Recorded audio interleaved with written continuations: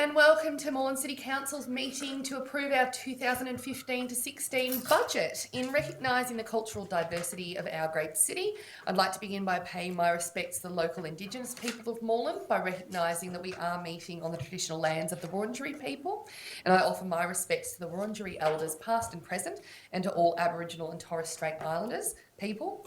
Members of the gallery, please note that this council meeting is being recorded and web streamed live to council's website. The recording will also be available as video on demand, and although every care is taken to maintain privacy, gallery attendees are advised that they may be recorded as part of tonight's proceedings. My name is Councillor Megan Hopper. I'm the Mayor of Moreland. With us tonight we have Councillor Sue Bolton, Councillor John Kavanagh, Councillor Samantha Ratnam, the Deputy Mayor Councillor Helen Davidson, Councillor Lambros Tapinos, Councillor Lenka Thompson, Councillor Rob Thompson and Councillor Oscar Yildiz. We also have a number of officers in attendance this evening. Our Chief Executive Officer, Narina Di Lorenzo, the Director of Corporate Services, James Scott, Director of City Infrastructure, Grant Thorne, Director of Planning and Economic Development, Kirsten Costa, our Acting Director of Social Development, Barry Hahn, Acting Manager of Governance, Monica Bucciarelli, Manager of Marketing and Communications, Marco Bass, and Senior IT Infrastructure Support Officer, Peter Cherolambos, as well as other members of our communications team. Now, councillors, Councillor Lita Gillies is still on a leave of absence. Are there any other apologies received this evening? I believe Councillor Teddy's on his way, so I think that's everybody. Are there any disclosures of interest or conflict of interest with tonight's council agenda? No. In that case, we'll move to the presentation of officer reports. So the first report is DCS 4915, the Council Action Plan and Advocacy Program for 2015-16. Yes, Councillor Lenka Thompson. Yeah, I'm happy to move the recommendations on page 3. Happy to second. And seconded by Councillor Yildiz. Councillor Thompson, did you wish to speak to that? Yeah, for sure. I'd just like to acknowledge the Council Action Plan for the coming year and that there are 64 actions that the Council has listed, and some of the highlights, so I believe, are the Oak Park development and the Pascoe Vale Community Hub. Also looking at the Moreland affordable housing strategy and establishing a land trust, and also action towards our pedestrian and bike and integrated transport strategies, also a Moreland street landscape strategy and the bulk light changeover for the northern part of the municipality. So looks good in the action part and also in our advocacy program. Again, just looking at the grade separations potentially for Bell Street and in Glenroy in Coburg, and also cycling improvements and again affordable housing in our municipality. So certainly endorse the action plans and advocacy program for the coming year. Thank you, Councillor Thompson. Is there any further debate on this item? No? If not, I'll put it to the vote. All those in favour? All those against? I declare that carried unanimously. DCS 5015, 5-year financial plan 2015-16 to 2019-2020. Somebody to move, please. Happy to move. Moved Councillor Yildiz, seconded Councillor Tapinos. Councillor Yildiz, did you wish to speak? No? Councillor Tapinos? No. No? Is there any debate on this item? No? I'll put it to the vote. All those in favour? All those against? Again, carried unanimously. DCS 5115, adoption of the council budget for 2015-16. Councillor Yildiz. You'll move, and seconded Councillor Lenka Thompson. Councillor Yildiz, do you wish to speak to that? No, wait, Zoom all right. Okay. Councillor Lenka Thompson. Just to say that this is certainly a great draft budget that we've got before us, and given that there were over 40 submissions to the budget, certainly is telling that the community is interested in how we spend their rates, and certainly look forward to the coming debate about any further amendments or adoptions to the budget before we proceed. Wonderful. Thank you, Councillor Thompson. Are there any amendments to the budget? Councillor Rob Thompson. Can I move an amendment?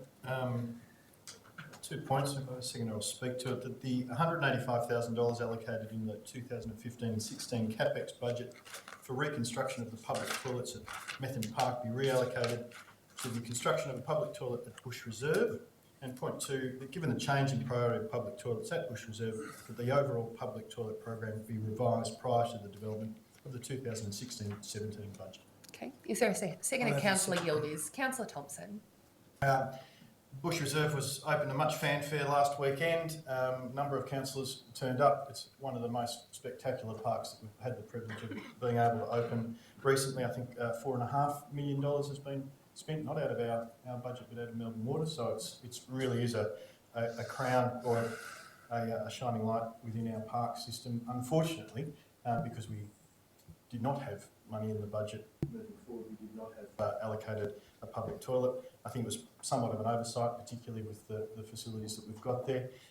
Even myself, on the day of opening, had to get number two son to do number ones behind a tree, which probably is not appropriate. So it proved itself to me, and it was probably the number one question we had from everybody was, would there be a toilet? I think it's bar worthy, and we will go back and revisit this at 16 17 as indicated and have a Sure. Councillor Yildiz, did you want to add to that? No, thanks. Is there any debate on this amendment? Can you just read the second part out? That given the change in priority of public toilets at Bush Reserve, that the overall public toilet program be revisited prior to the development of the 2016 and 17 budget. Any debate? Yes, Councillor Kavanagh. It's probably not quite a budget issue as such, but just the point about Bush Reserve, which I think is worth mentioning, is that at the time that Bush Reserve was being proposed to be the home of Melbourne Water during the northern reconstruction of the sewage, it was divided council at that stage. Many people didn't want to give them. Many councillors did not want to give them that land to use for that period of time, and it was actually quite hotly contested for a long period of time. The agreement was that if they would do that, they would then provide us with a public park, and now we're seeing the benefits. It's another example of making bold decisions, making fair decisions, but being bold and being fair. It's another example that in the end, the community benefits. Any further speakers? Councillor Tapinos. I'm going to speak against the motion. And I do so not making any comment on Bush Reserve, which I do think is a fantastic park and some really good playground equipment in that park that's very innovative, and it probably does need a public toilet facilities. But I just believe when we get to this late stage of the budget and we actually create amendments, we sort of ain't doing the process justice. I believe that there is a need in Bush Reserve, but perhaps it should be worked through for the next budget cycle, as opposed to actually taking a public toilet facility away from one park and putting it in another. Thank you, Councillor Tapinos. Any further debate on this amendment? No. If not, I'll put it to the vote. All those in favour? All those against? I declare that carried and it now forms part of the substantive budget. Any further amendments to the budget? Councillor Ratnam. I'd like to move an amendment to amend point 1 to read that having received and considered submissions on the proposed budget to adopt the 2015-16 budget as detailed in attachment 1, subject to the following change. A, that the Dawson Street Stage 1 Brunswick project be deferred until the 2016-17 budget. B, that the $750,000 allocated to this project be reallocated as follows. Part 1, $350,000 to be allocated to implementing the Moreland Integrated Transport Strategy and Brunswick Integrated Transport Strategy with the focus on projects that improve safety for cyclists across the municipality. These projects will be scoped and presented to Council prior to the media budget review to ensure the projects can be funded and implemented before the end of the 2015-16 financial year. Part 2, $300,000 to be allocated to the Oak Park Pool Reserve Fund. Part 3, $50,000 to be allocated to asylum seeker support activities subject to council approval of the relevant project by the media budget review. And Part 4, $50,000 to be allocated to projects that prevent or respond to family violence in Moreland. Okay, is there a seconder? Seconded Councillor Bolton. Councillor Ratnam. Sure. So this amendment seeks to address a number of issues raised primarily by the submitters to the process. And on that note, I'd like to thank the 40 submitters who've made submissions on more than 40 items, which is really wonderful to see, and I think has been the highest number of submissions we've received, certainly in my time in council, and it's wonderful to see that sort of community engagement.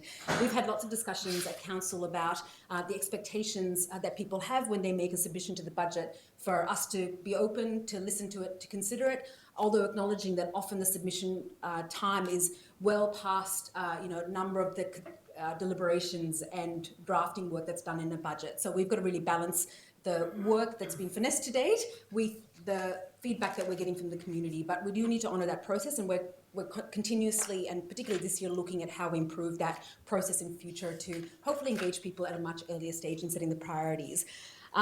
On note of submissions, we received approximately 45% of the submissions out of the 40 were requesting extra support for cycling infrastructure in Moreland. The budget papers outline in a lot of detail and to my knowledge, more detail than we've ever had before, how we're implementing the cycling strategy. However, there still, to my mind, remain a number of questions about how we allocate projects, how we describe projects, and communicate our spending on projects where there's shared or double or triple uses of that funding. We're still working on that stuff, and we will continue to work on that to ensure that we have that we're as transparent and clear as possible to the community. However, I think it is significant that we've had so many submitters, particularly this year when safety of cyclists has really been in the spotlight due to very tragic circumstances that have happened in the municipality. So I think it is incumbent on us. There is a focus on council being able to improve cyclist safety. The motion seeks to address that by investing more in terms of the integrated transport strategies, which will improve safety for cyclists, but it could be through various projects, which officers will present to us before the mid-year budget review that we sign off on. And the other parts of the motion seek to respond to a couple of other concerns that were raised in the budget. The asylum seeker support activities we've been funding to the tune of approximately $50,000 in the last year, and we'd like to continue that. And we're waiting on an evaluation of the project that we funded last year before deciding what we will commit to in the following year. And family violence prevention has been a real key focus of this council. We allocate $125,000 in the preceding year's budget towards family violence prevention, and I'd like to see us continuously invest in this space. Until at other levels of government adequately fund what is a absolutely core fundamental issue for our community. Thank you, Councillor Ratnam. Councillor Bolton, did you wish to add to that? Yes, I'd wholeheartedly endorse this motion, and I'd certainly urge councillors to vote for this. I think the key priority for cyclists across Moreland is a question of safety. And while there is certainly a sporting element to cycling with the velodrome and so forth, I think the key parts of cycling infrastructure that cyclists are very preoccupied with are ones to do with commuter general getting around Moreland kind of cycling, as opposed to racing in the velodrome.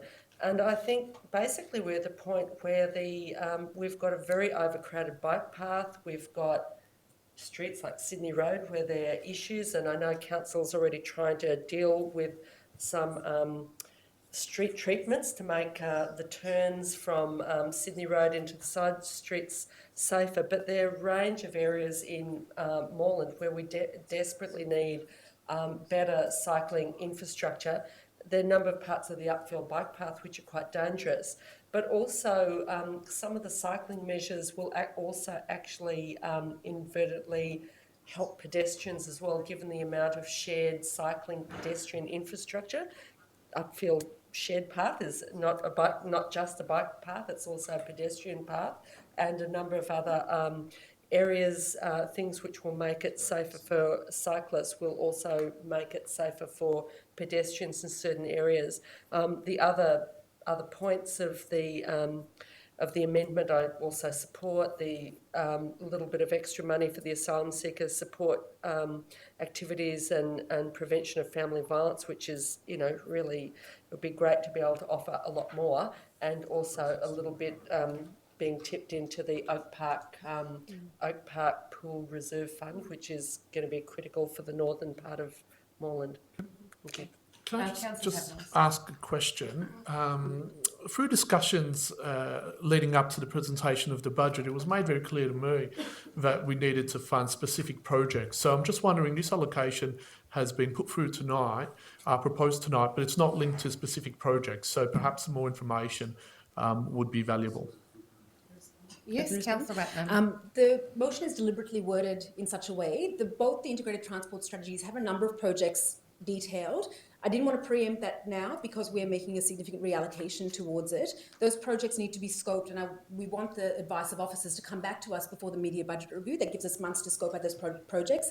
The bits we've been talking about for the last year at least, which are short, medium, long-term projects, which are quite detailed in terms of what's the next cab off the rank. And we've actually had a funding shortfall to be able to fund some of the medium-term projects. I'd love to be able to say some of that money should go to the medium-term projects, but I want the officers to have some time to consider what will actually be able to be achieved and implemented in the year, because that's an important consideration. So it's deliberately broad because the strategies themselves have very detailed budgets, detailed projects outlined. And we get to approve them before they get implemented. So it'll come back, the motion says it'll come back to us for final approval before the budget. Is there further debate on this amendment to the budget? Yes, Councillor Tapinos. I rise to speak again, and I do so once more on process. These are substantial changes that have been proposed tonight. And from one perspective, I'm not quite sure where they've come from, because a lot of it weren't specifically mentioned in the budget submissions, apart from an extensive amount of submissions in regards to cycling. But nonetheless, I must say, councillors, I do think that we need to be fair and equitable when we are discussing our budget priorities.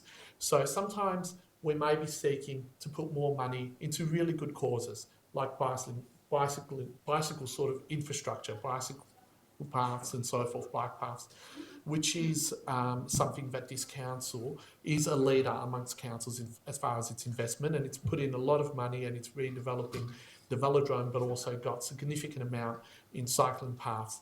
And sometimes we need to be careful not to be forgetting other areas of council, which are equally a priority. So our footpaths and our renewal program. So in this regard, we make a decision tonight to remove $750,000 from an important project in our activity centre, a project which is about footpaths, which would encourage participation of pedestrian usage and bring more people to those areas. And we make it so simply without really thinking about what kind of impact is that having on our other strategies. There have been officers that have been working on these projects now for probably about a year to develop and scope a project like that. So to just remove funding tonight, I think is highly unfair. There are significant objectives and reasons why we should be investing in our renewal program, and that's what this project is. It's a renewal program, and our footpath. So I do feel that if we start removing these types of large sums, and these projects will not get done into the future. So I don't have a problem with the allocation. I think that $50,000 on asylum seeker projects above the additional sum that we already do and have in our budget is a fair sum, provided it is linked to specific projects so we know what we're voting on. Same goes with family violence. There's certainly issues that are very important to council. There is money for these projects in the budget. This is an additional sum, additional from what has already been proposed. In regards to the Oak Park allocation, I think that we've put enough money already in the budget through savings into Oak Park for 1 year. Sometimes we need to think about how are we rating our municipality. Are we charging our residents too much and not using it? And that's what that fund is. It's a savings fund that goes into cash so we can be able to afford Oak Park redevelopment in the future. I do support the concept, but I think we need to be careful. If we're putting in millions of dollars into that fund, we are certainly overcharging for that year. So I think that there is enough money there already. But I am concerned also about a fair distribution. We don't talk about suburbs and wards, but significantly we are finding that the South is, particularly in this budget, and it just had public toilet facilities removed from it in the previous motion. Now it's having another $750,000 removed from it. So I do believe sometimes we need to be proportional with how we spend our money across the municipality. So I know that it would benefit from the Moreland Integrated Public Transport Strategy, but I do think that there are significant capital work projects done around the municipality, and when it comes time for Brunswick, money is removed, and that's happened now in 2 consecutive motions. I hope it doesn't happen in the 3rd motion coming up. Thank you, Councillor Tapinos. Is there any further debate on this amendment? Councillor Kavanagh. Just a couple of quick points. I speak in favour of the motion. Number one, in part of the integrated transport strategy is pedestrian footpaths. So that may go to funding for the footpaths by transferring to there. It doesn't mean that footpaths get sidetracked, if you like. Number two, I don't think it's overrating the Moreland rate of pay. It's the same as if we build the facility such as the Brunswick Paths, and over a period of time we borrowed for that facility, so people are paying for it for 50 years. This is building up before the facility is built. It's the same thing. It's just probably more financially wise to have money in the bank rather than borrowing the whole time. And thirdly, we haven't reduced toilet infrastructure through the first motion. We've just taken one from one position and placed it in another. We haven't reduced the amount of toilets in there. Nice. I said you've taken it from Brunswick. No, you didn't. Originally, that's what you said later on. First of all, you said we've reduced toilet, then you changed it. Yeah. Thank you, Councillor Kavanagh. Councillor Lenka Thompson. Thank you. I'd like to speak in favour of this amendment as well. And just like Councillor Kavanagh said, in relation to Councillor Tapinos's concern about it being taken out and being the first B1 being particular for cyclist infrastructure, it does note in the Brunswick Integrated Transport Strategy and the Moreland one that it could be for open for pedestrian. That's why we're taking it. The motion speaks to take it back to the council officers to recommend any projects to come forward to us for the mid-budget review. And I believe that all the reallocation of the $750,000 is in line with council's action plan, so I don't see anything that's completely out of left field here. So it aligns to all council's activities, and it's good to see that the Oak Park Pool Reserve Fund has been allocated in this, because it's one of our big major infrastructure projects that we're looking forward to getting going. So I support this amendment. And, next year, I guess we've got the rate capping coming in, which is an unknown for us. So all these particular things have to be taken into consideration when moving forward. Thank you, Councillor Thompson. Any for Councillor Bolton? Oh, no, Councillor Bolton, as the seconder of the motion, you've already spoken. Again. No, you can't. Is there any further debate on this item? No. Did the mover of the motion wish to close? No, that's fine. Okay. In that case, I'll put the amendment to the vote. All those in favour? All those against? I declare that carried. And I would like a division. Okay. Councillor Tapinos has called division. So all those who voted in favour of the motion, please raise your hands. Only one councillor. Well, I'm not going to say I'm just being transparent. That's right. Fine. Okay. And all those against? Okay, it's been recorded. Thank you, councillors. Any further amendments to the budget? Councillor Bolton. These are amendments to point 1, and they're more in relation to the mid-year. I'll just ask you to read the Okay, amendments. yep. And then, So Amendment 1 is that Council resolves that upgrade works on the Merri-bek Hall be given the highest priority for funding in the mid-year budget review following the outcomes and resolutions from the feasibility study. And the second one, it reads, in the instance that Council agrees to fund an Aboriginal officer position, that funding for that position be a high priority in the mid-year budget review. Okay, is there a seconder to the amendments? A second with this minor editing. Yep. Can I make a minor editing comment? I'm happy to second.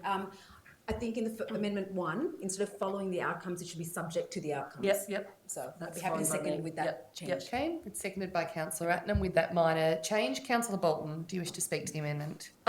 Well, I'll speak to amendment. Maybe we should separate them because they're two quite different issues.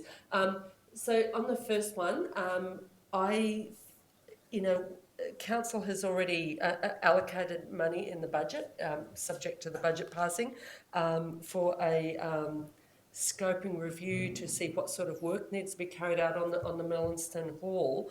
But I feel that we, and I think that's a wise course of action to follow, because we don't fully know what's underneath the hall. It's a historic building. Sometimes there can be nasty surprises in terms of renovations of these sorts of buildings. But there's such a desperation from the Merri-bek residents who've been campaigning for this for 8 years or more, that I think we need to give residents some indication that Council does see this project as being a high priority. I know that many residents from the Merri-bek area were very disappointed that Council didn't actually allocate any money in the proposed draft budget other than for a scoping project. So that's why I would like to move this amendment. Okay, thank you. Councillor Ratnam, did you wish to add to that? Yep, just briefly, I do support both these amendments. We're just debating number one. Yeah, Right, let's just do both. number one, amendment one, because I think for the same reasons Councillor Bolton has outlined, we are doing a significant bit of work that's in train at the moment. It is going to come back to council for further decision, but given that that piece of work hopefully should be done, I'm hoping in the next few months, we will have a situation potentially where we are halfway through the budget year. We might have some resolutions that actually say that we're going to action it, and we don't have any other, we don't have any funding. All this does is saying it's going to be a high priority if we decide to move ahead with upgrading Merlinston Hall, which is still subject to a council decision. So I'm happy for it to be one of the higher priority projects if council chooses to fund it down the track. Thank you, Councillor Ratnam. Is there any further debate on this amendment? Councillor Kavanagh. I'm going to speak against the amendment, okay, only because I believe that tonight we're passing the budget. I don't believe it's the time to look at the mid-year review. I think that's the time to do it, at the mid-year review or prior to that. I do think it places us in a position of already giving preference to different things in the mid-year review. I don't think that's a good thing to do prior to the budget being implemented. Once the budget is implemented, I'm happy for even in September to come back with such a thing and put it then. But I think at this point, I think it's preempting the decisions. Thank you, Councillor Kavanagh. Any further debate on this item? Councillor Tapinos. Yeah, I rise to echo Councillor Kavanagh's views and comments on this. I do think it's particularly ironic that when you're proposing a budget, which is a document, which is a working document of the council, you're already anticipating that there's going to be amendments and there's going to be changes and this is our priority. So I do think it is highly ironic when it comes up as part of a budget discussion and part of the budget decision. So I think it's entirely not appropriate actually to be moving these types of amendments to the budget. It is okay in standard council meetings and to be working towards the future budget, and for everyone who knows my voting record in this chamber, I fully supported Merlinston Hall being funded in this year, so I have nothing against the contents, but I do think it's a little bit odd that these amendments are coming up to be discussed as part of the current budget. So for that reason, I think proper process should dictate that we vote this down and have a proper discussion at the time, at mid-year, when we actually know what projects are running ahead of schedule, what projects are running behind schedule, and where the real priority is. Thank you, Councillor Tapinos. Is there any further debate before I close the... No? For now, you will close? Just very quickly, I mean, I think this is an issue which we've had some discussion about in council. I think, and we've indicated a certain amount of, quite strong support amongst councillors for this project, but we haven't given it the green light, that's true, or the signal to go ahead. All we've given is for a scoping, a scoping sort of project. I mean, I think, as Councillor Tapinos said, this is a working document. I mean, I think we can sort of flag a project like this because usually there is some sort of readjustment at the time of the mid-year budget review, and it sort of gives residents some sort of indication of what the council is thinking in advance. So I think I think it's just as appropriate as anything else, just like the previous discussion is something which has been raised quite a bit in council meetings. So I think this is entirely appropriate. Okay, thank you, Councillor Bolton. I'll now put Amendment 1 to the vote. All those in favour? All those against? I declare that lost. Councillor Bolton, would you like to speak to your second amendment? Okay, the second amendment is that in the instance that council agrees to fund an Aboriginal officer position, that funding for that position be a high priority in the mid-year budget review. So it's similar to the last motion. It's something which councillor hasn't So adopted. I think it's already been moved and seconded. So did you wish to elaborate on the motion? Or? Really, this obviously is something which is going to have to come to council, but it's sort of to flag that, this should be, if we make a decision about this, that it's something which is quite critical in terms of funding. It is a position, I believe, that will actually save council money, because I think it will actually, we're engaged at the moment in seeking to win back from the state government some public land, which has high significance to the Aboriginal community for open space plus an Aboriginal community hub. And I believe that if we have already had a position such as this, it would have really expedited and actually harnessed resources, perhaps in terms of grant funding and so forth, to actually, and lobbying and so, the state government and so forth, to actually would have hastened the process of securing this land. So I think it's really just a signal of intention if the council, an intention to fund if the council decides to adopt this position. Councillor Ratnam didn't know. Is there any debate on this item? I'll put the amendment to the vote. All those in favour? All those against? I declare that lost. And we now return to debating the budget overall. Is there any further debate or discussion? No. Put it to the Yes. vote. Councillor Tapinos? Oh, John, want to go first? Oh, yeah, okay. Okay, thank you, councillors. Can I start by congratulating the staff and everyone who has been involved in putting the council papers and budget together. I do think it was a very good budget process and one which resulted in a high number of submissions to council, and overall it was a good experience as a councillor as well, to engage in the thorough discussions that occur around preparing our budget document.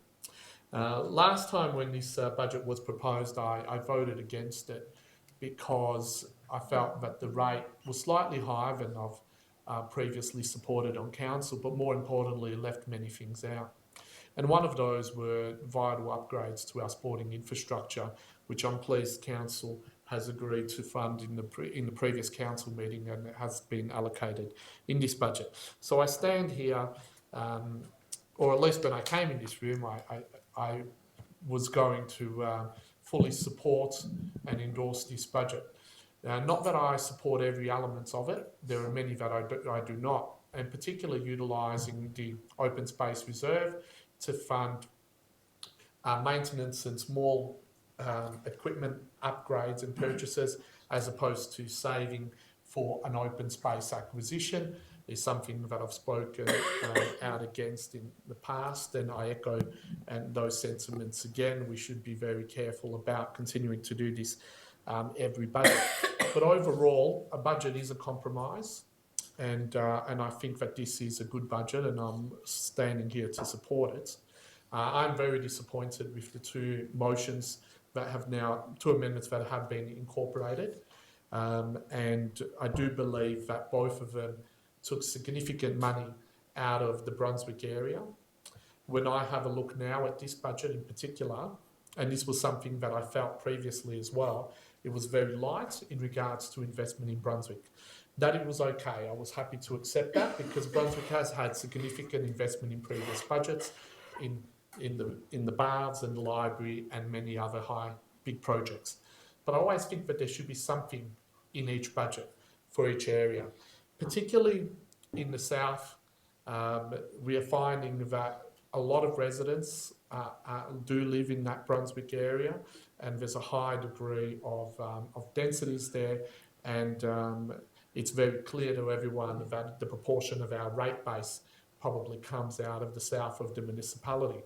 And I do believe that we need to be mindful. And I don't run this line often. In fact, I've hardly ever run it on council before. But this is one budget where I don't think there is any priorities now, any major projects for the Brunswick area. Yes, I can only find the Brunswick Cycling Club and the velodrome there. That is an investment. But I can't find anything else. There is absolutely no major projects and no highlights for Brunswick where the majority of our rate base probably comes from. And I think that's disappointing, and we need to keep that in touch. And it wouldn't have been the case had we not removed a public toilet from Methven Park and a major upgrade to an activity centre footpath renewal project in Dawson Street. It wouldn't have been the case, but sadly, I think that's what this has produced, and I urge councillors to think about actually spending money more equitably across the municipality. Next Thank you, Councillor Tapinos. Councillor Kavanagh. Yes, I rise to speak in favour of the budget, and it's my view that any councillor that's been engaged in the budget should, by definition, approve the budget, because you've had the opportunity now to raise objections for many months, and if you've failed to do so, then I think that is the fault of the councillor itself by not raising. Can I give, for example, at the last adoption, we had one councillor say, oh, it's above the CPI, so I won't vote in favour of it. The CPI is about 2.5%. That means that there's $3.5 million that councillor has to itemise what comes out of the budget.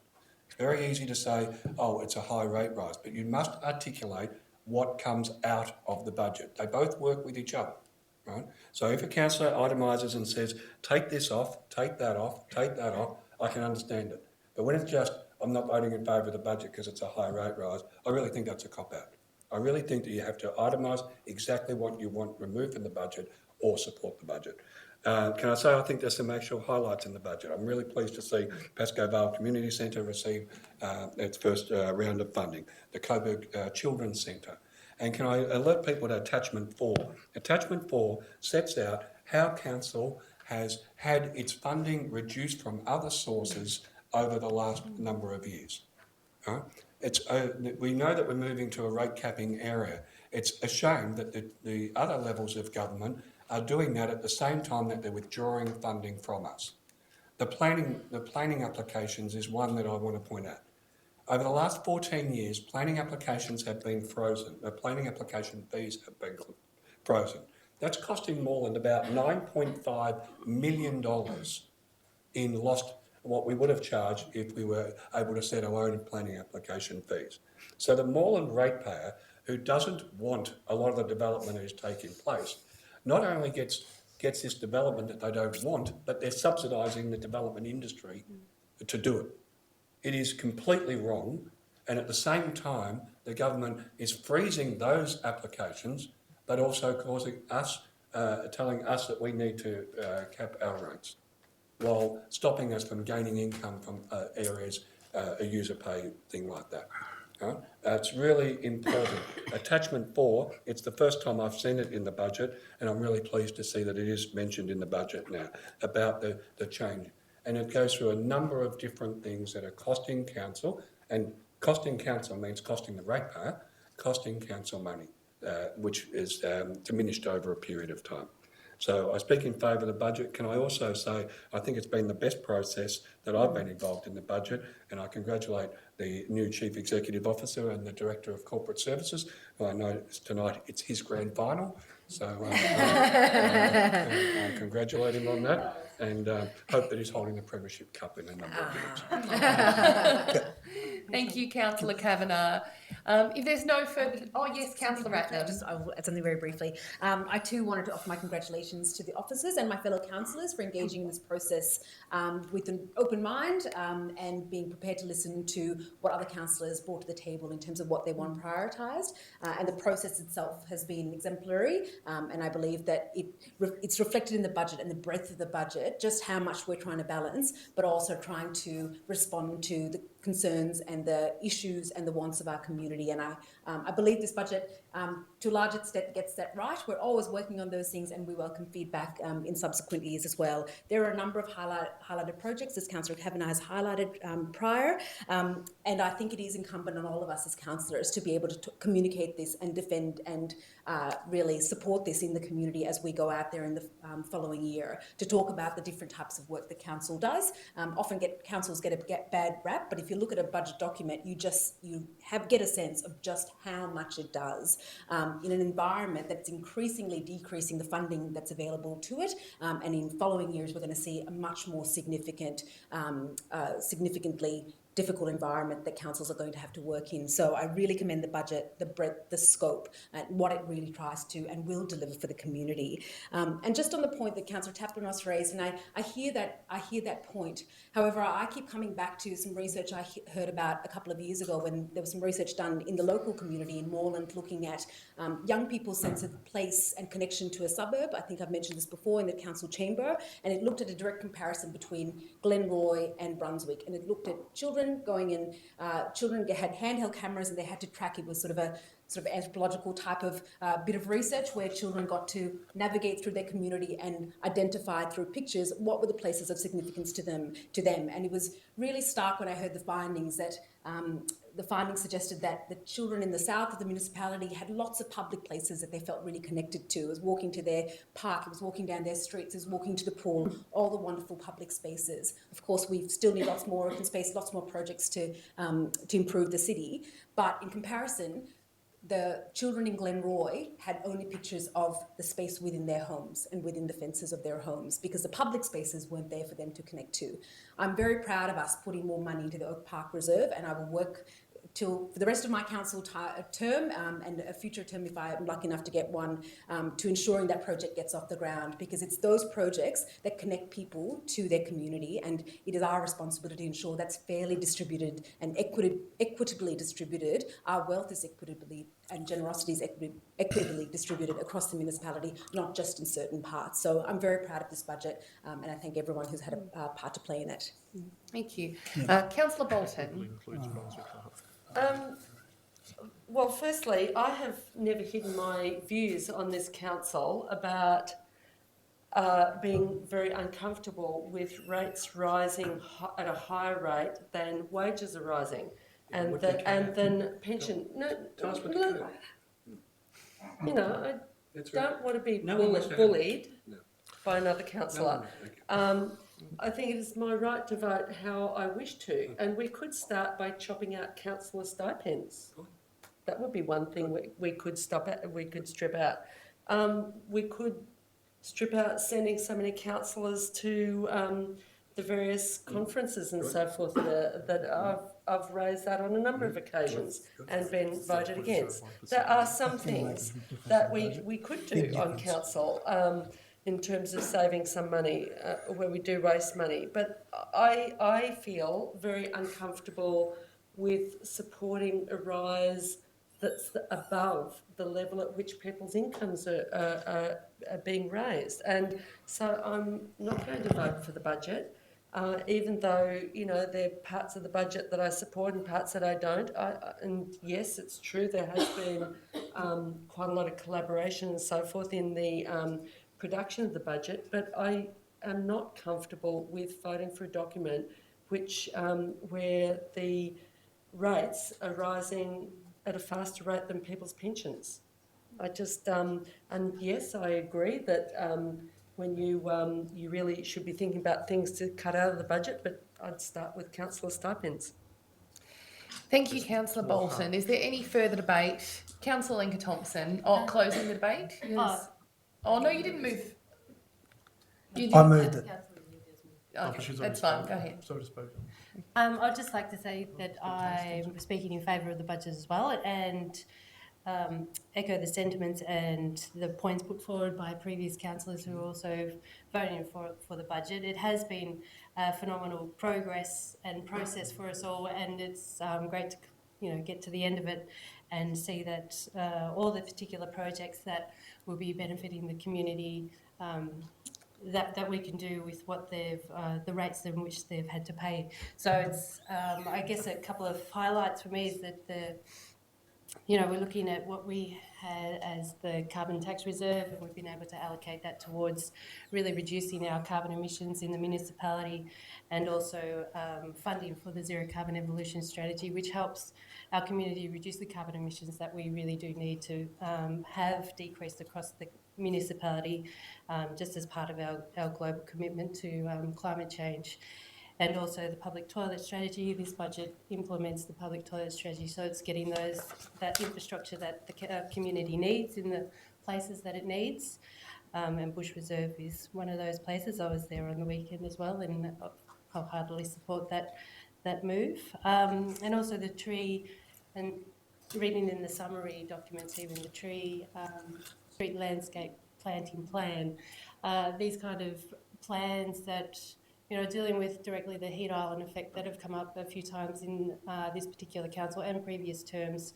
So it's these initiatives and these programs that council are doing that really help and assist, I think, with the community at large. And I think we are doing a valued thing, and I do believe that everything in this budget is sort of stepping towards that council commitment in order to deliver the best outcomes for the community that we can. So I congratulate, yes, the organisation for what it's done, and it's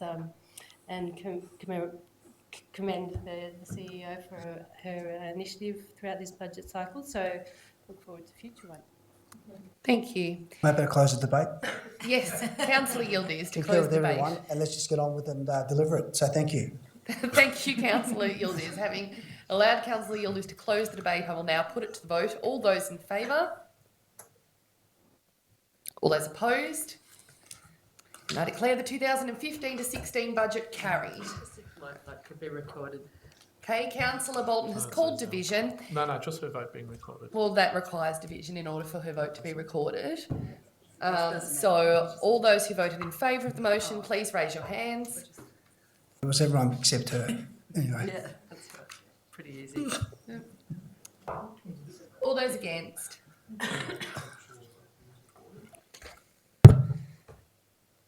Still declare the 2015 to 16 budget carried and congratulate officers and councillors on their work, and I declare the council meeting closed at 6:46 p.m.